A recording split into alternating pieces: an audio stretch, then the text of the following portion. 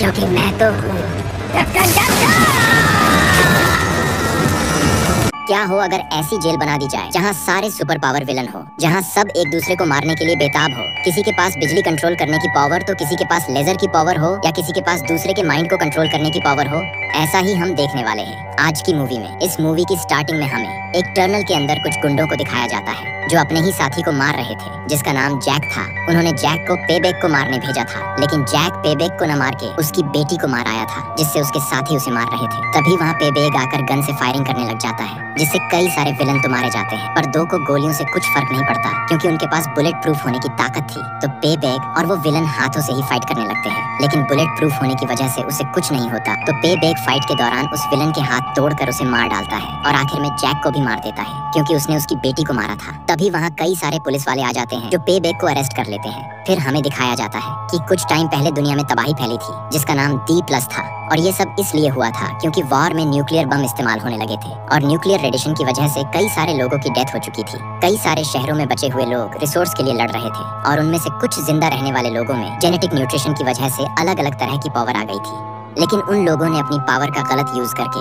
काफी तबाही मचाई। लेकिन इनको रोकने के लिए यूएसए गवर्नमेंट ने सुपर लॉ इम्प्लीमेंट करके एक सुपर जेल बना डाली जिसमें सारे सुपर विलन को रखा जाएगा। अब पेबैक ने भी 50 से ज्यादा लोगों को मारा था, इसलिए उसे उम्र कैद की सजा सुनाई गई और उसे भी उसी सुपर जेल में रखा जाना था। तभी हमें न्यूज से पता चलता है कि सुपर जेल की देखरेख डेवलिन नाम का आदमी करने वाला था, क्योंकि वो उस जेल का सुपरवाइजर था, जिसके बारे में कई सारी अफवाहें थी कि डेवलिन कैदियों के साथ बहुत ही बुरा व्यवहार करता है और उनसे पैसे लेके जेल से भागने में मदद करता था। लेकिन डेवलिन अपने एक इंटरव्यू में बताता है कि उसके होते हुए कोई भी कैदी जेल से भाग नहीं सकता। इसके बाद सारे कैदियों को एक बस में बिठाकर उस जेल में लाया जाता है, लेकिन पेबैक को देखकर लग रहा था जैसे वो यहाँ आना चाहता था ताकि वो और सुपर विलन को भी मार सके। उन्हीं कैदियों में से एक डिएगो नाम का आदमी भी था, जिसके पास दूसरे के साथ इमोशन शेयर करने की पावर थी। फिर सभी कैदियों को एक साथ खड़ा करके गार्ड उनकी पावर और उनके नाम को स्कैन करते हैं और उन कैदियों के पैरों में एक डिवाइस भी लगा दिया होता है जिससे वो अपनी पावर का इस्तेमाल न कर सके। लेकिन जेसन जो कि वहाँ का मैनेजर था, वो पेबैक को काफी तेज शॉट देता है क्योंकि उनके पैरों में लगाए गए डिवाइस की मदद से उन्हें टेबलेट से कंट्रोल कर सकते थे।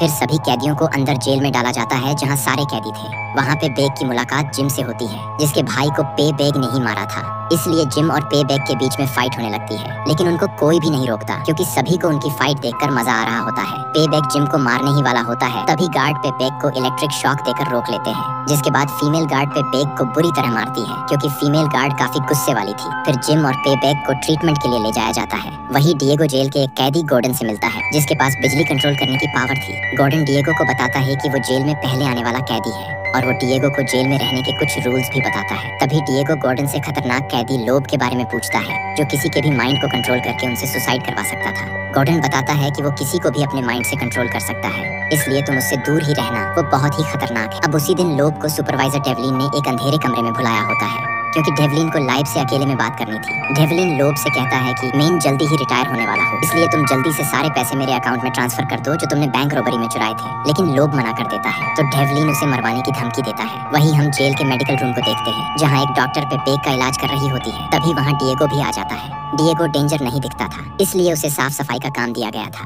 तभी वो डॉक्टर, जिसका नाम इजाबेल था, वो डिएगो के पास जाकर उससे बात करने लगती है। फिर डिएगो वहाँ रखे बिना सर के आदमी को देखकर पूछता है कि ये कैसे मरा, तो डॉक्टर उसे बताती है कि ये मरा नहीं है, दरअसल ये अपने सर को रीजनरेट कर रहा है क्योंकि उसके पास अपने शरीर के किसी भी अंग को रीजनरेट करने की पावर थी। फिर डॉक्टर पास वाले रूम में लोब का चेकअप करने जाती है, तो पीछे से पेबैक आकर डॉक्टर पर अटैक करके बेहोश कर देता है और लोब को मारने के लिए आगे बढ़ता है। तभी वहाँ डिएगो आकर पेबैक को रोक लेता है और वो लोब को नहीं मार पाता। तभी गार्ड वहाँ आकर पेबैक को ले जाते हैं। ये सारी न्यूज पूरे जेल में फैल जाती है कि डिएगो ने लोब की जान बचाई थी, जिसकी वजह से सारे कैदी डिएगो की रिस्पेक्ट करने लगते हैं और अपना खाना भी डिएगो के साथ शेयर करते हैं। फिर लोब डिएगो को अपने पास बुलाता है और उसे थैंक्स बोलता है। इससे डिएगो भी काफी खुश होता है क्योंकि उसकी लोब के साथ फ्रेंडशिप हो गई थी। वही डेवलिन की एडवाइजर फेलिशिया को डेवलिन की डील के बारे में पता चल जाता है जो उसने लोब से की थी। इस बात को छुपाए रखने के लिए डेवलिन उसे प्रमोशन ऑफर करता है और साथ ही धमकी देते हुए कहता है कि अगर तुमने ये बात किसी को बताई तो मैं तुम्हें जॉब से निकाल दूंगा। वही गॉर्डन ने 10 सालों में जेल से बेल के लिए कई बार अप्लाई किया था, लेकिन कोर्ट उसकी हर एप्लीकेशन को रिजेक्ट कर देता था। इसका मतलब ये था कि कोर्ट कुछ कैदियों के साथ अनफेयर भी था।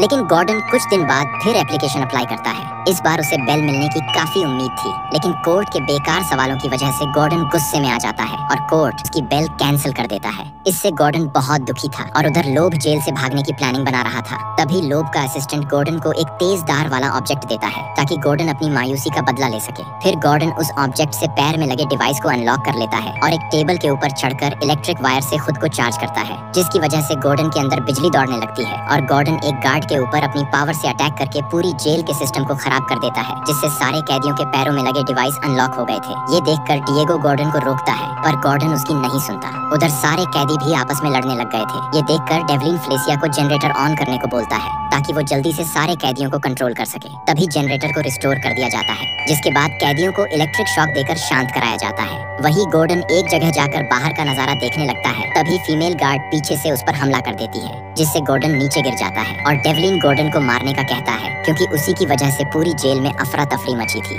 उसके बाद फीमेल गार्ड गॉर्डन को बुरी तरह से मार देती है। अब गॉर्डन की मौत की खबर हर जगह फैल जाती है, क्योंकि इस हंगामे में 12 कैदी और मारे गए थे, लेकिन डेवलिन ने इस बात को बाहर नहीं जाने दिया। वहीं फिर डेवलिन डिएगो को अपने पास बुलाकर उससे सारी बातें पूछता है कि तुम लोब के प्लान के बारे में जानते हो तो मुझे बता दो। और डेवलिन डिएगो को टॉर्चर चैम्बर दिखाते हुए कहता है कि इसमें टाइम बहुत स्लो गुजरता है, क्योंकि डेवलिन को लगता था कि डिएगो को लाइव के प्लान के बारे में पता होगा, क्योंकि वो लोब के काफी क्लोज था। पर डिएगो मना कर देता है क्योंकि उसे कुछ भी नहीं पता था। इसके बाद डेवलिन लोब के पास जाता है और उससे कहता है कि तुम्हारे पास भागने का कोई रास्ता नहीं है तो तुम्हें मेरी बात माननी ही पड़ेगी। लोब भी इसके लिए मान जाता है, पर वो इन सब के लिए थोड़ा टाइम मांगता है। वही अगले दिन फेलिसिया गार्ड के साथ नीचे बेसमेंट में इलेक्ट्रिक सिस्टम को ठीक करने जाते हैं, तो उधर सभी कैदियों को लेटर मिलते हैं जो उनके फैमिली वालों ने भेजे थे। दूसरी तरफ लोब फिर से जेल से भागने का प्लान करता है। लोब किसी तरह एक टेबलेट लेकर उसकी मदद से एक वायरस प्रोग्राम करने लगता है, जिससे वो जेल के सिक्योरिटी सिस्टम को हैक कर सके। वहीं पे बेग भी अपने सर पर टैटू बनाकर जिम से फाइट करने जाता है, लेकिन जिम फाइट के लिए मना कर देता है। उधर डिएगो लोब से मिलने के लिए जाता है और लोब से कहता है कि अगर तुम यहाँ से भागने का प्लान कर रहे हो तो मुझे भी यहाँ से बाहर निकालना।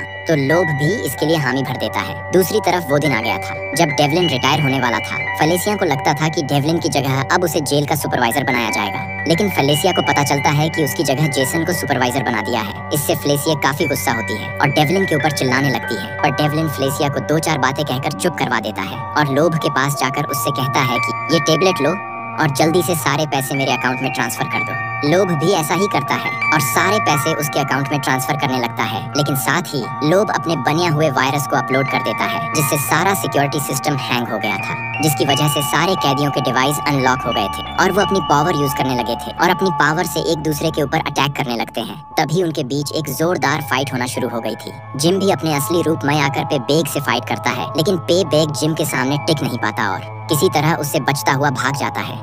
उधर डिएगो भी कैदियों के इमोशन को फील करने लगा था, लेकिन डॉक्टर उसे संभाल लेती है। उधर फेलिसिया डेवलिन को कॉल करके जेल में हुए हंगामे के बारे में बताती है, तो डेवलिन घबरा जाता है और वहाँ से जाने लगता है, पर लोब ने दरवाजा बंद कर दिया था। शायद डेवलिन लोब के प्लान का मेन पार्ट था। उधर जेल में हालत खराब हो रहे थे। कैप्टन जेसन फेलिसिया से सिस्टम को ठीक करने के बारे में पूछता है, तो फेलिसिया कैप्टन से कहती है कि नीचे बेसमेंट में जाकर जनरेटर को रिस्टार्ट करना होगा, जिससे सारे सिस्टम काम करने लगेगा। इसके बाद कैप्टन जेसन नीचे बेसमेंट में जाता है, लेकिन फेलिसिया और कैप्टन के कॉल का सिग्नल कट हो गया था, जिससे फेलिसिया कैप्टन को गाइड नहीं कर सकती थी। कैप्टन किसी तरह जनरेटर ढूंढकर उसे ऑन करने लगता है। तभी वहाँ जिम आ जाता है, जो कैप्टन पर अटैक करने लगता है। जिम कैप्टन को बुरी तरह मारता है, लेकिन कैप्टन किसी तरह खुद को छुड़ाकर लोहे की रोड से एक पाइप को तोड़ देता है, जिसमें से हॉट एयर निकलती है और जिम की मौत हो जाती है। वहीं दूसरी तरफ डेवलिन लोब के पास बैठकर मनी ट्रांसफर होने का वेट कर रहा होता है। तभी लोब डेवलिन को बताता है कि उसके पास एक ऐसी भी पावर है जिसके बारे में किसी को नहीं पता। दरअसल लोब के पास आत्मा को एक दूसरे के शरीर में ट्रांसफर करने की पावर भी थी और फाइनली लोब अपनी आत्मा को डेवलिन की आत्मा के साथ बदल लेता है, जिससे लोब अब डेवलिन के शरीर में चला गया था और अपनी बॉडी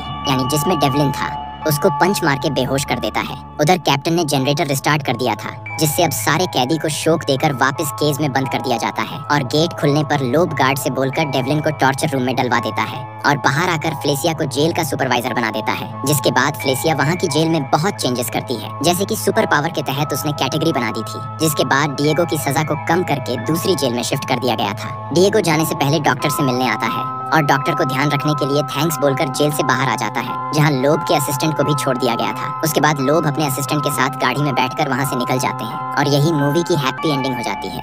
अगर आपको मूवी पसंद आई हो तो चैनल को लाइक एंड सब्सक्राइब जरूर करें। Thanks for watching.